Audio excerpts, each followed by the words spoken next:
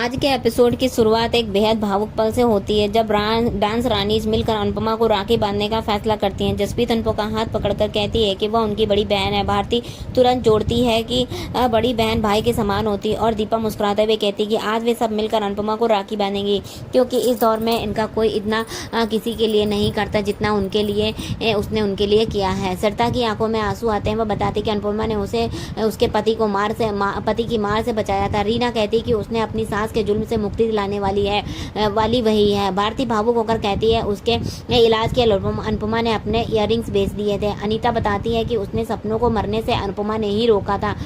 जसप्रीत पूरे आत्मविश्वास के साथ कहती है कि उनके लिए अनुपमा सिर्फ बहन नहीं बल्कि हीरो और बड़ा भाई है।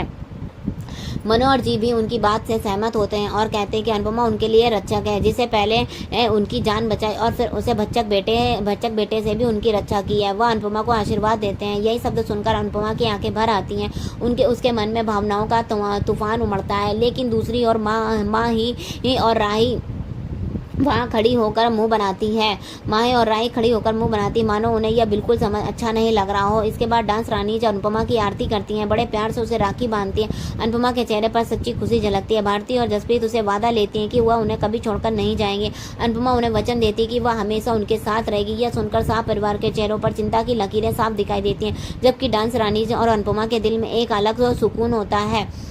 इस भावुक माहौल के बाद अनुपमा अपने भाई भावेश को ढूंढने निकल पड़ती है। चलते हुए वह सोचती है कि उसे अफसोस है कि अपने ही भाई का घर का पता उसे याद तक नहीं है। उसकी शादी में वह शामिल नहीं हो पाई और दिल में सवाल उठता है कि क्या वह भावेश की पत्नी उसके बारे में जानती ही होगी या नहीं। वह कल्पना करती है कि शायद जब भावेश उसे देखेगा तो सरप्राइज हो जाएगा। आखिरकार वह उसके घर के बाहर पहुंचती है। तभी अंदर उसे तेज आवाज सुनाई देती है। भावेश और उसकी पत्नी में बहस हो रही होती। भावेश की पत्नी नाराज है कि अनुपमा ने कभी आर्थिक मदद नहीं की और भावेश भी ज़्यादा पैसे नहीं कमाता। भावेश समझाता है कि वह जिम्मेदारियों को निभाने के लिए मेहनत कर रहा है, लेकिन उसके पास फिजूल खर्ची के लिए पैसे नहीं है। पत्नी गुस्से में अनुपमा के बारे में गलत बातें कहती है। तभी भावेश भड़क उठता है, साफ शब्दों में अनुपमा का पक्ष लेता है।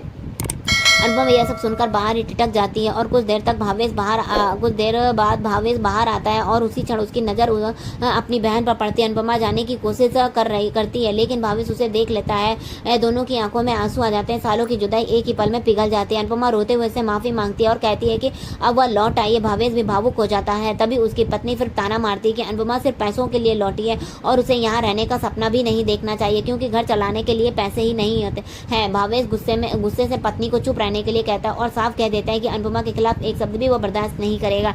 वह अपनी बहन का हाथ पकड़कर उसे वहां से ले जाता है। रास्ते में भावेश रोने लगता है। अनुपमा उसे दिलासा देती है। वह धीरे से पूछता है कि क्या इतने सालों में उसे अपने भाई की याद नहीं आई। अनुपमा को अपनी गलती का एहसास होता है। उसकी आंखों में आंसू होते हैं। वह कहती है कि बचपन में भाई बहन हमेशा हाथ पकड़कर रहते हैं, लेकिन बड़े होने पर वही हाथ छूट जाते हैं। उसे भावेश का ख्याल रखना चाहिए, लेकिन वह ऐसा नहीं कर पाए। भावेश भारी मन से कहता है कि वह उसकी राखी का मान नहीं रख पाया। अनुपमा ने अपना सबका फर्ज निभाया, लेकिन वह भाई होकर भी उसका कर्तव्य नहीं निभा पाया। भावेश कहता है कि सोचा नहीं था कि शादी के बाद अकेलापन दूर होगा, लेकिन किस्मत में खुशियां नहीं थी। अनुपमा पूछती है कि उसने फोन क्यों नहीं किया। भावेश आंसू पोंछते हुए कहते हैं कि उसने हिम्मत नहीं थी। वह उसे दुखी और नहीं करना चाहता था। खुद को दोषी मानते हुए कहता है कि वह किसी को सुख नहीं दे पाया। अनुपमा दृढ़ता से कहती कि ऐसा नहीं है, उसने अपनी अच्छाई और सच्चाई को सबको बहुत सुख दिया है। भावेश कहता है कि वास्तव में उसे अनुपमा को राखी बांधनी चाहिए, क्योंकि हमेशा वही उसकी रक्षा करती आई है। माँ के जाने के बाद भी वह उसके साथ ही थी, लेकिन उसके जाने के बाद वह अकेला हो गया। अनुपमा का दिल टूट जाता है। वह रोते हुए कहती है कि उसने अपने भाई को अकेला छोड़ दिया। उसकी सबसे बड़ी गलती थी। उसे यह बात करनी चाहिए थी, लेकिन उसने दूरी बना ली। अब वह वादा करती है कि वह उसे अकेला कभी नहीं छोड़ेगी। भावेश भी वचन देता है कि वह उसे अकेला नहीं छोड़ेगा। अनुपमा कहती है कि माता पिता की सबसे बड़ी पूंजी उनके बच्चे होते हैं, और जब माता पिता नहीं रहते तो भाई बहन एक दूसरे के सहारे बनते हैं। उनका खून का रिश्ता नहीं बल्कि दिल का होता है।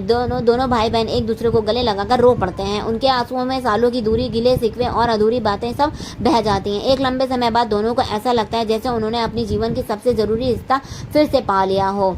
यह मिलन उनके लिए किसी त्योहार से कम नहीं होता। डांस रानी की राखी ने जहां अनुपमा को अपमान दिया, वहीं भावेश ने आंसुओं से उसे अपने बचपन की याद दिला दी। उस पल में अनुपमा ने महसूस किया कि दुनिया चाहे कहे कुछ भी कहे, लेकिन भाई बहन का रिश्ता हमेशा अटूट रहता है। दोनों के दिल में एक ही बात निकलती है, चाहे कितनी भी मुश्किलें हैं। अब वह एक दूसरे के हाथ कभी नहीं छोड़ेंगे। अनुपमा और भावेश का मिलन मानो रिश्तों की उस कड़ी से फिर से जुड़ गया जिसे समय में पहले कहीं पीछे छोड़ दिया था। दोनों गले मिलते हैं और अनुपमा के चेहरे पर वह संतोष झलकता है जो केवल भाई के आशीर्वाद से मिलता है। वह तुरंत भावेश को राखी बांधने का फैसला करती है और थाली ढूंढने लगती है, लेकिन जब थाली कहीं नजर नहीं आती तो पास के मंदिर के सामने जाती है। वहां से थाली लेकर वह पूरे विधि विधान से भावेश को आरती करती है। इस पल में दोनों की आंखों में खुशी की चमक होती है। अनुपमा राखी बांधती है और भावेश झुककर आशीर्वाद लेता है। इसके बाद दोनों के एक प्यार सी सेल्फी लेते हैं। अनुपमा मुस्कुरा कर कहती कि ये फोटो हमेशा याद दिलाएगी कि चाहे कितनी भी दूरियां क्यों ना हो जाए, हम एक साथ रहेंगे। इसी दौरान अनुपमा भावेश से कहती है कि उसे अंश की शादी में जरूर आना चाहिए। भावेश थोड़ा झिझकते हुए बताता है कि वह कोशिश करेगा, लेकिन किरण को नहीं लाना चाहता। इस वजह से वह शायद खुद भी नहीं आ पाए। वह यह भी बताता है कि उसे दिल्ली नौकरी में सिलसिले में जाना है। अनुपमा उसे ढांढस बंधाती है और कहती है कि मेहनत का फल उसे जरूर मिलेगा।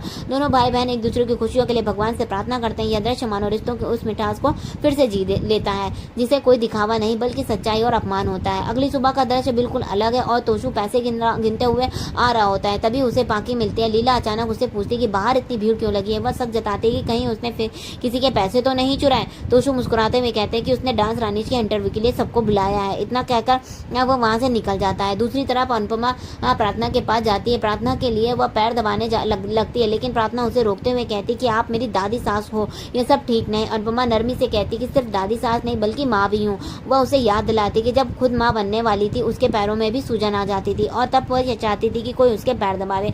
प्रार्थना संकोच करती है, लेकिन अनुपमा अपनी जिद पर अड़ी रहती है और उसके पैर दबाने लगती है। फिर बात निकलती है राखी की। अनुपमा पूछती है कि राखी कैसी रही। प्रार्थना बताती है कि पराग, ख्याति और मोटी बा ने उससे बात नहीं की, लेकिन उसे महसूस हुआ कि पराग कहीं ना कहीं अंदर से खुश था।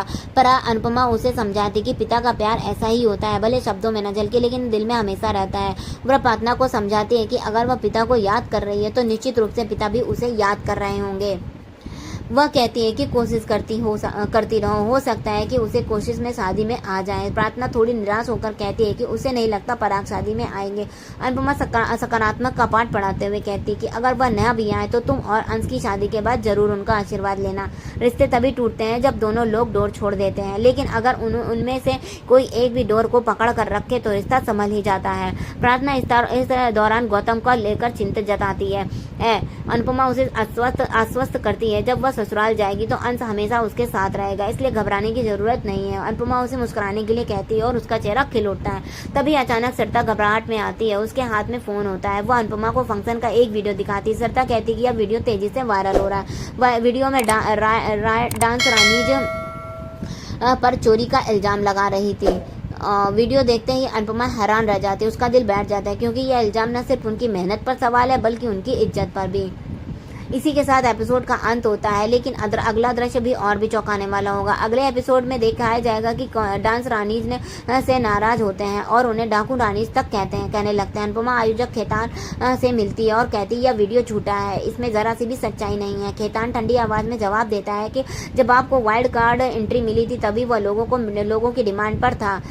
अब लोगों की डिमांड पर ही आपको कॉम्पिटिशन से बाहर निकाला जा रहा है। यह सुनकर अनुपमा अवाक रह जाती है। उसी समय कोठारी हाउस में राही और प्रेम न्यूज देखते हैं। ख्याति और मोटिवा इस खबर से बेहद खुश होती हैं क्योंकि उनके लिए ये अनुपमा की हार है। अनुपमा घर लौटकर तोशु का सामना करती है और उससे यह कहती है कि पाकी का असली वीडियो दिखाए ताकि सच्चाई सामने आ सके, इसलिए लेकिन तोशु सीधा जवाब देता है कि यह उसने वीडियो नहीं बनाया है। यह सुनकर अनुपमा के पैरों तले जमीन खिसक जाती है। वह स्तब्ध रह जाती है। इन घटनाओं की कड़ियां रिश्तों को उलझाने और बाहरी चुनौतियों को एक साथ बुनती हैं। एक तरफ अनुपमा का भाई बहन के रिश्तों का निभाने का संकल्प और प्रार्थना को सकारात्मक सोचने की प्रेरणा, वहीं दूसरी तरफ समाज के सामने उनकी मेहनत और इज्जत पर उठे सवाल। लेकिन अनुपमा अपने हमेशा की तरह अटूट रहती है और टूटती नहीं है बल्कि और मजबूत होकर खड़ी होती है। यही उसकी असली पहचान है। आज का एपिसोड आपको कैसा लगा हमें कमेंट करके जरूर बताएं। ऐसे ही अपडेट्स देखने के लिए वीडियो को लाइक करें, कमेंट करें एंड चैनल को सब्सक्राइब करना बिल्कुल न भूलें। राधे राधे।